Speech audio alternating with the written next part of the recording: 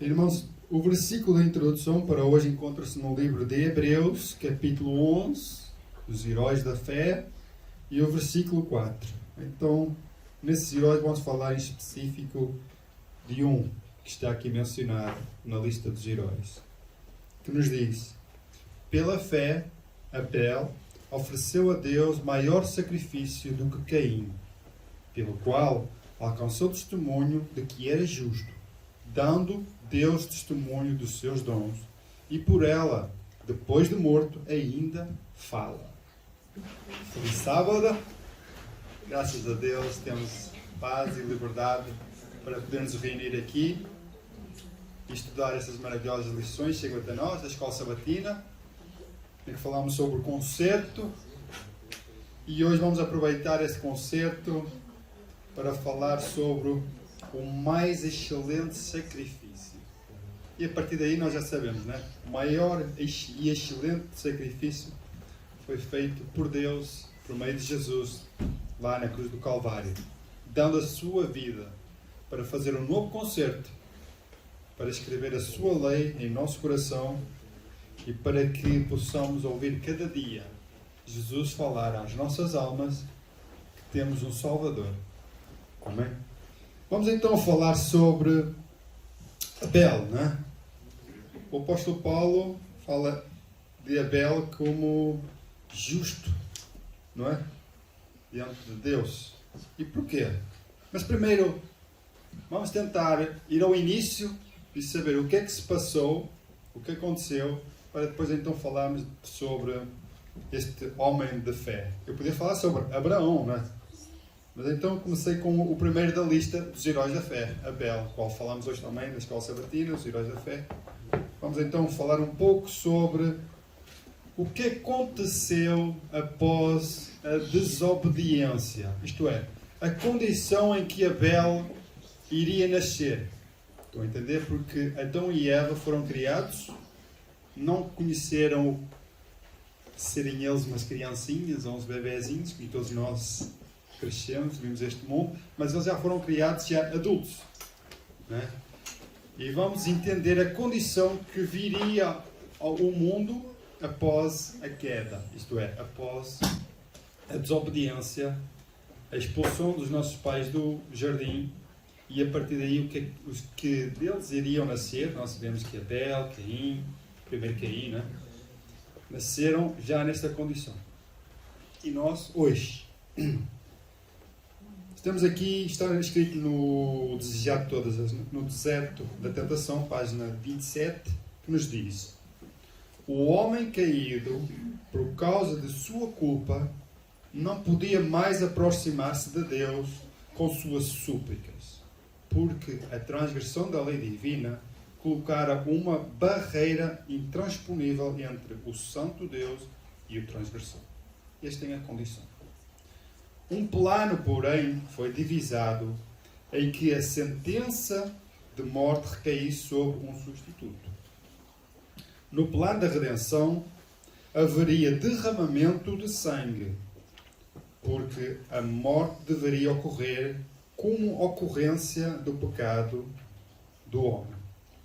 Continuando, o animal a ser sacrificado como oferta prefigurava a Cristo. Ao matar a vítima, o homem veria o cumprimento das palavras de Deus: certamente morrerás. O jorrar do sangue da vítima significaria também a expiação. Não havia nenhuma virtude no sangue de animais, mas o derramamento do mesmo apontaria para o Redentor que um dia viria ao mundo e morreria pelos pecados dos homens.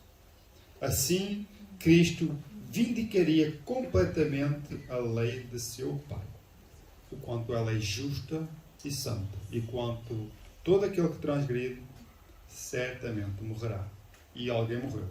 Aqui foi através dos símbolos que Deus revela à humanidade, em sua condição de desobediência, em sua condição caída, um meio pela qual ele podia ser restaurado ou restabelecido.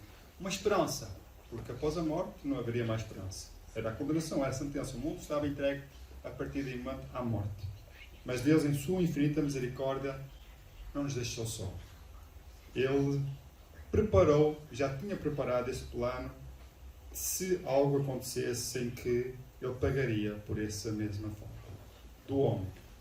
O justo pelo injusto.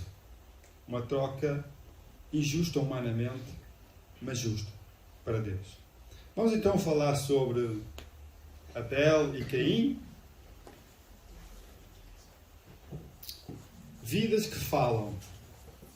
Vamos falar sobre a característica de Abel. Abel tinha um espírito de fidelidade para com Deus. Via justiça e misericórdia no trato do Criador com a raça decaída. E com gratidão aceitou a esperança da redenção. Esta é uma das características de Abel. Ele aceitou a condição em que se encontrava, aceitou que era pecador, aceitou que a transgressão da lei de Deus exigiria a morte justa, porque transgrediu uma lei que é santa, algo que é divino, e a partir daí ele compreendeu o pecado. E ele, com todo agrado, comprometeu-se a ser fiel a Deus, não é? No seu trato, na sua maneira de viver, e aceitou com gratidão e esperança a redenção. E ele não sabia que ia ser o primeiro humano a ser morto. E porquê? Aí vamos conhecer então o outro irmão, Caim, o irmão mais velho. Caim, contrário de Abel, porém acariciava sentimentos de rebeldia e murmurava contra Deus por causa da maldição pronunciada sobre a terra e sobre o género humano, em virtude do pecado de Adão, seu pai. Permitiu que a mente se deixasse levar pelo mesmo conduto que determinara a queda de Satanás, condescendendo com o quê? O desejo de exaltação própria e pondo em dúvida a justiça e a autoridade divinas. Duas classes. Dois irmãos, nascidos dos mesmos pais, né? Infelizmente, um via a sua condição de uma maneira, com gratidão, e o outro via a sua condição como ingratidão. Aliás, diz aqui rebeldia. Sabem o que é rebeldia? É nós conhecermos o que é certo e mesmo assim sermos rebeldes e continuar a nossa vida como se não acontecesse nada. Mas Deus ama-nos e Deus deseja a nossa salvação. Então vemos aqui essas características. Então vamos ver o que é que aconteceu. E mostrando assim, no versículo de introdução, diz que as obras de Abel, mesmo estando ele morto, ainda fala. Como é que alguém morto ainda fala? Vamos entender. Gênesis capítulo 4, versículo 4. E Abel trouxe dos primogênitos das suas ovelhas e da sua gordura, e atentou o Senhor para Abel e para a sua oferta. Então vemos aqui pela obra de fé que Abel tinha no Redentor por vir, na esperança de sua condição, que era pecadora e entregue à morte. Ele, no meio disto, ele sentiu e compreendeu a necessidade de um Salvador. E ele viveu esse princípio, dando a Deus realmente aquilo que Deus exigia, o sacrifício do animal. Então vemos mais ou menos aqui uma ilustração do que é que aconteceu. Dois irmãos ofereceram a Deus algo, né? Sacrifício, uma oferta, e do céu veio algo, né? Fogo que desceu do céu e consumiu o quê? A oferta de Abel. Até aqui tudo bem. Até aqui, irmãos, está tudo ótimo. Não há nada que dizer errado. Ora, o homem apresenta uma oferta, Deus aceita, mostra fé em seu sacrifício. Tudo ótimo. O problema vem depois. Mas, ao aceitar a oferta de Abel, né?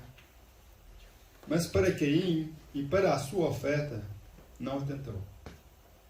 Então irou-se Caim fortemente e descaiu-lhe o semblante. O que é que está errado aqui na oferta de Caim? Ou o que é que está errado com Abel ou com Caim? Com Abel vemos que não está nada errado. Deus aceitou, ele ofereceu aquilo que Deus pediu, mas com Caim parece que não. Deus não atentou à oferta de Caim. E por causa dessas circunstâncias, Caim não reconheceu que o erro estava nele. E vamos então entender aqui mais adiante o que é. Vidas que falam ainda, realmente estas vidas, neste caso mortos, ainda falam. Os dois irmãos, de modo semelhante, construíram seus altares. Estamos a falar aqui de dois religiosos, né? Aparentemente. Eles aqui não têm nenhum ateu, têm aqui dois religiosos. Cada um construiu os seus altares e cada qual trouxe uma oferta. Abel apresentou o sacrifício do rebanho de acordo com as instruções do Senhor. Então, houve instruções do Senhor. E atentou o Senhor para Abel e para a sua oferta. Como está escrito em Gênesis capítulo 4, versículo 4. Diz aqui que lampejou o fogo do céu e consumiu o sacrifício. Mas Caim, desrespeitando o mandamento direto e explícito do Senhor, apresentou apenas uma oferta de fruto. Não houve sinal do céu. Para quê? Para mostrar que era aceito. Por isso é que caiu o semblante. Irmãos, aqui diz que de acordo com as instruções, Abel ofereceu algo que Deus tinha pedido, né? Que tinham sido instruídos, e Deus atentou à oferta de Abel. Mas Caim, desrespeitando o mandamento, é que por mais que nós possamos dar algo, porque algo construíram um altar, alguns deram um sacrifício, uma oferta. Mas o problema aqui não estava no altar, nem na oferta. Sabem porquê? Vocês podiam dizer, sim, estava na oferta. Não. O problema estava no coração. Porque muitos dos judeus guardavam a lei, mas em seu coração não estavam santificados. Justiça própria. Estão a entender? O problema está sempre em nós. Entendam isso, irmãos. O problema está sempre em nós e não em Deus. E é isso que, através destas duas ilustrações de dois irmãos, com a mesma educação, com a mesma crença, mas infelizmente viam de parâmetros errados, não é? Aqui está a diferença. De onde nós estamos a ver? Com fé ou com murmuração? Vamos ver o que é que aconteceu a seguir? Irmãos, aqui é lindo, irmãos. Vemos o cuidado de Deus para aquele que erra, para aquele que, mesmo sabendo, ainda assim escolhe um caminho errado. Deus ainda não desiste e vai atrás, procurar, advertir, orientar, para que ele se arrependa, para que ele se convença de que está errado e aceitar a maravilhosa graça que Deus concede. Vamos a Gênesis capítulo 4, versículos 6 e 7. Deus falou com Caim. E o Senhor disse a Caim: por que te iraste? E por que descaiu o teu semblante? Se bem fizeres, não é certo que serás aceito?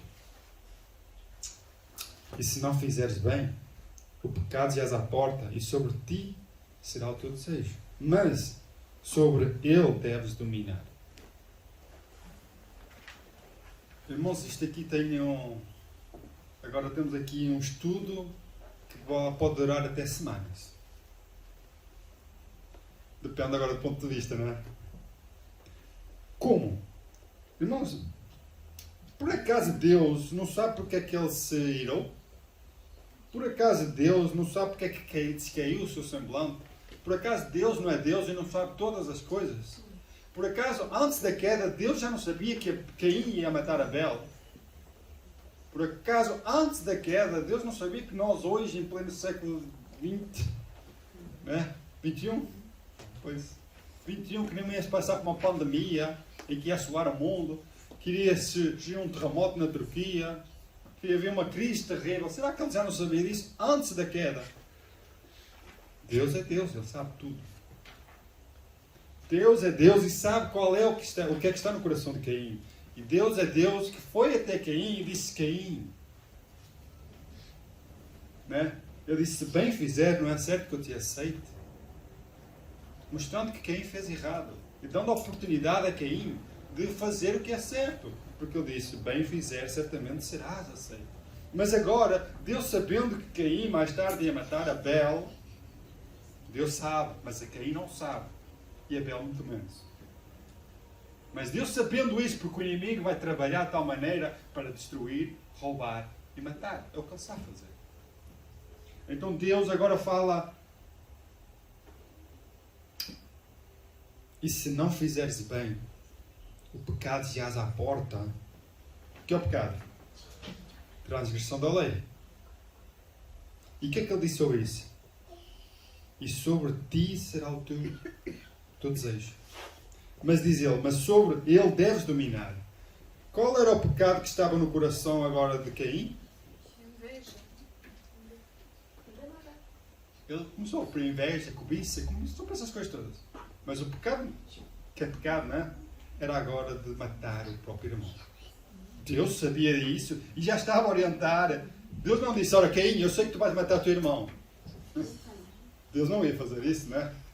Deus disse, ora, algo no teu coração está a crescer, deves ter cuidado com ele, porque senão ele vai te dominar.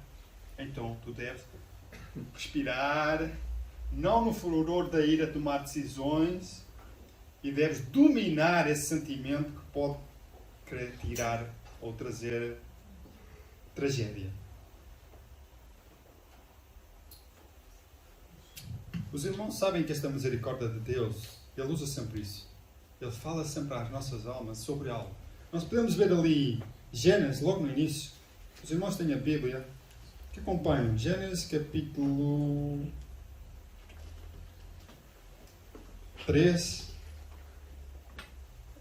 versículo 9. E chamou o Senhor Deus a Adão e disse, onde estás? Por acaso Deus não sabe onde é que estava Adão? É claro que sabe. Agora, o que Deus fala é que chamar sempre a nossa consciência de que nós fizemos algo errado e que ainda há oportunidade, estão a entender? De emendar e de ser restaurada. É interessante que Deus faz a mesma pergunta em Lucas, capítulo 22 e o versículo 47 e 48. A outra pessoa que praticamente agiu quase como Caim. Quem foi? Nos diz assim, Lucas 22, versículo 47. E estando ele ainda a falar, surgiu uma multidão. E um dos 12, que se chamava Judas, ia adiante dele. E chegou-se a Jesus para o beijar. E Deus parece que não sabe, mas sabe tudo e diz assim, o versículo 48. E Jesus lhe disse, Judas, um beijo traz o filho do homem? Por acaso Jesus já não sabia o que ia acontecer? Já não disse que um de vocês iria me trair, um de vocês iria me negar, enfim, que vocês todos iriam fugir como ovelhas desarraigadas sem pastor? E que o pastor ia ficar sozinho? O que é que Jesus está a falar a Judas? Judas, ainda há tempo para se arrepender, Judas. Não precisas fazer isso. Jesus tratou a Judas, seu traidor, praticamente inimigo, porque condenou à morte, injustamente, de amigo.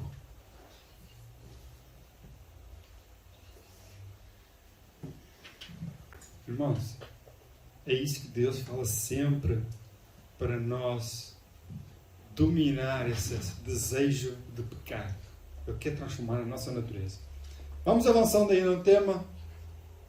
Patriarcas e profetas, falando ainda destes homens, diz, como Abel e Caim tiveram a oportunidade de saber e aceitar estas verdades. Então, tanto um como o outro, eles tiveram as oportunidades. Não foi vítima de um intuito arbitrário. Um irmão não foi eleito para ser aceito por Deus e o outro para ser rejeitado. Não. Deus não faz isso. Predestinos e destinos, isso não existe. Toda a gente tem a oportunidade de tomar decisões. Somos livres e Deus criou o livre-arbítrio para cada um de nós. Abel escolheu a fé e a obediência. Caim a incredulidade e a rebeldia. Nisto consistia toda a questão. Estão a entender? São as nossas escolhas que determinam aquilo que nós seremos no futuro. O que é que eu posso vos dizer? É que o problema, vou tentar explicar isto aqui de forma que toda a gente compreenda. Digamos que o nosso facto, o nosso hábito de olhar às coisas negativas, de crítica, que aparentemente no início parece algo que é essencial, algo que não é não ofensivo, estou a entender? Às vezes é como uma crítica construtora. O problema é que isto pode se tornar um hábito. Estou a entender? Mas esse não é o maior problema. O problema é quando esse hábito se torna um defeito de caráter. Irmãos, aí tirar esse defeito de caráter aí é mais difícil.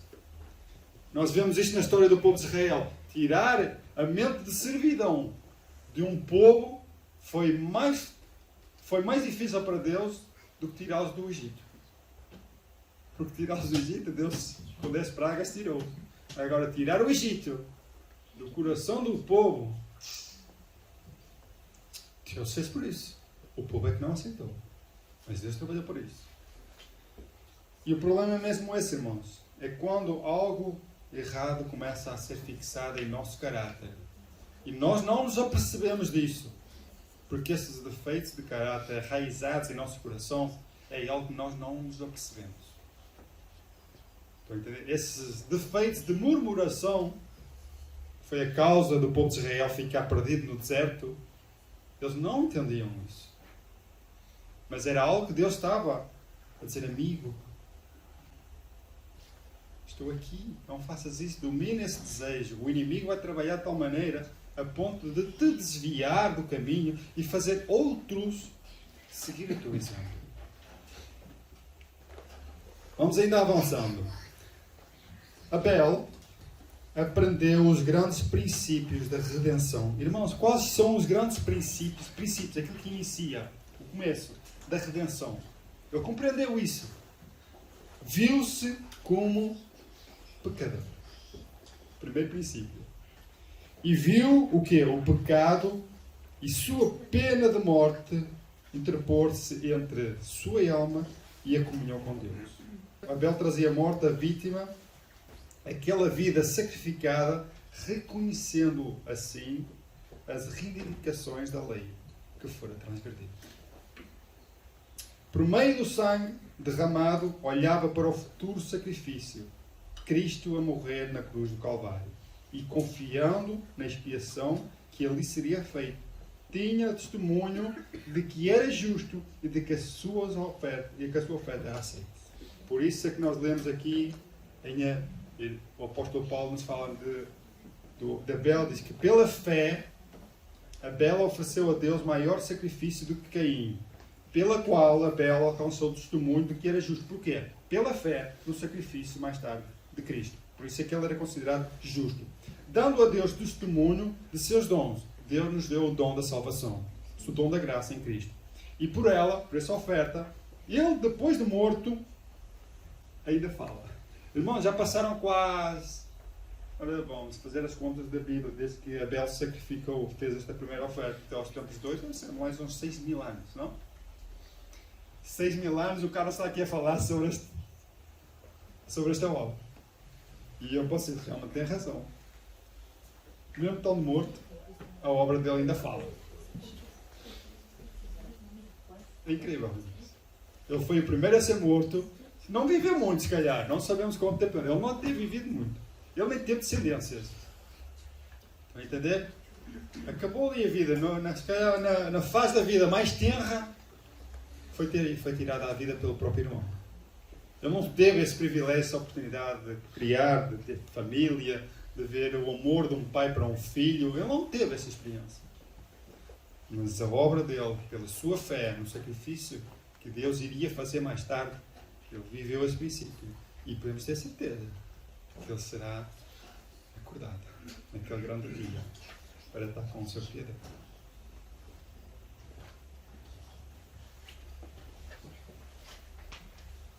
Caim e Abel representam duas classes que existirão no mundo até o final do tempo.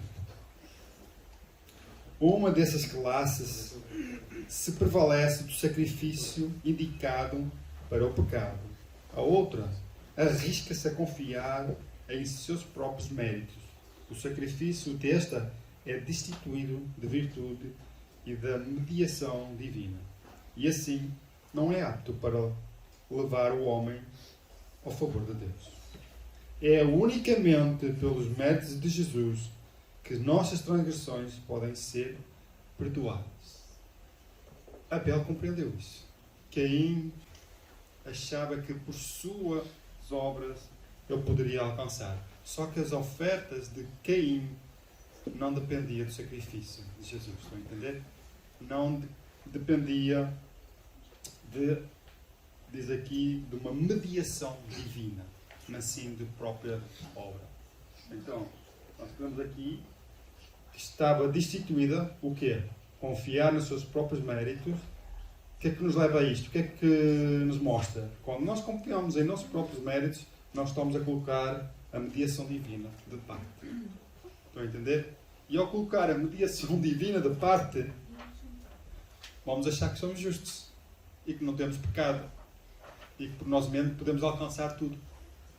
Isso o mundo ensina. Então, o contrário disso, Abel compreendeu.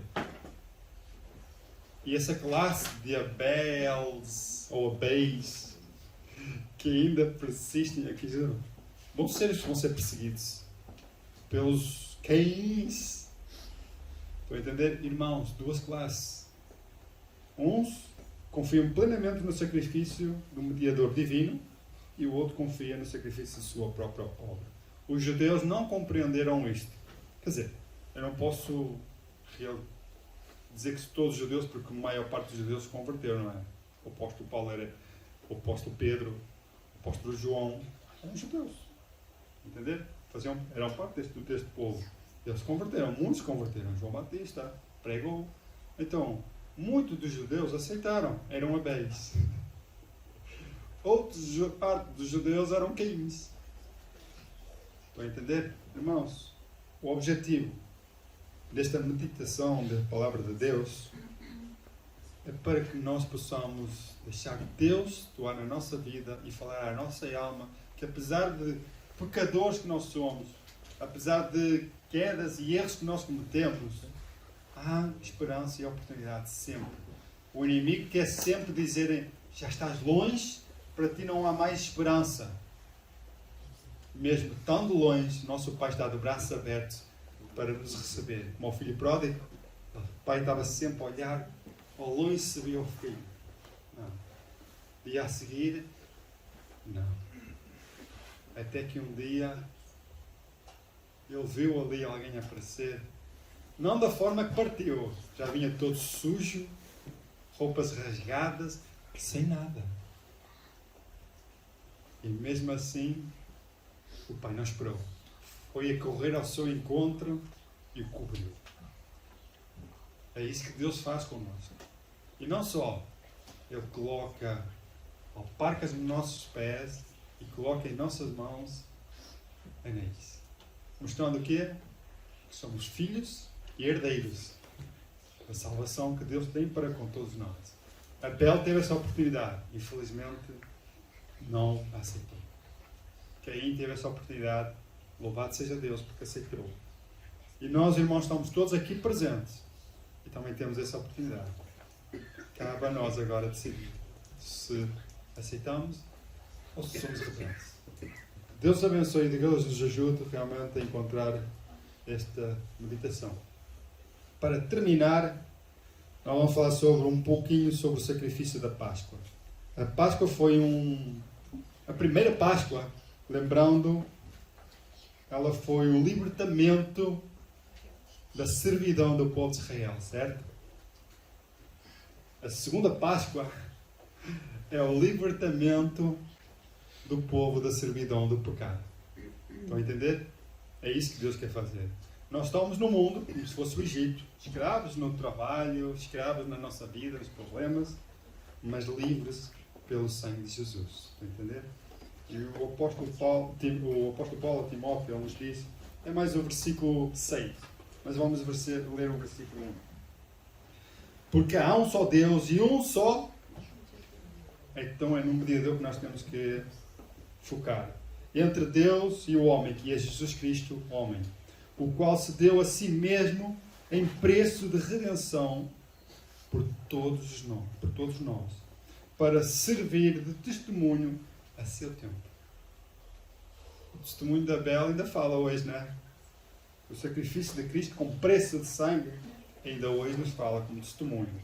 E mais, 1 João capítulo 5 e o versículo 11 nos diz: e o testemunho é este, que Deus nos deu a vida eterna e esta vida está em seu Filho. Essa é a fé que Abel tinha e que muitos creram. E nós também temos esta oportunidade. E para terminar, temos Marcos capítulo 16 e o versículo 16, que nos diz: quem crer e for batizado será salvo. Abel creu, mas quem não crer será condenado. Quem não creu. Então, pela fé ou pelas obras, Abel mostrou a sua fé. Pelas obras, Deus revelou ao mundo o Cordeiro de Deus. Paralelo a esta imagem, com milénios de diferença. Aqui vemos um homem com cordeiro. Aqui vemos um homem com cordeiro. Estão a entender? Um dando graças a Deus pela esperança que há no sacrifício. Outro preparando o caminho, dando graças a Deus com a esperança cumprida. A humanidade. Deus prometeu, Deus cumpriu. Louvado seja Deus, porque Abel tem a esperança e tem a certeza de que isto iria se cumprir. Amém?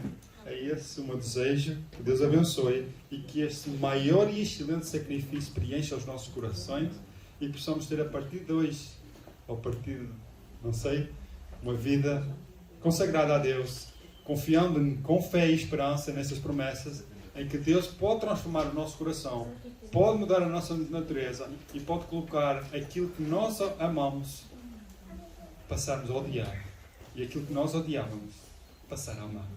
Então que Deus abençoe e possamos ser essa luz, independente das circunstâncias do mundo, possamos ser como Abel. As nossas obras possam testemunhar e falar daquilo que nós temos, que é a salvação por Deus. E que em breve Ele virá. Amém? Que Deus abençoe. Amém.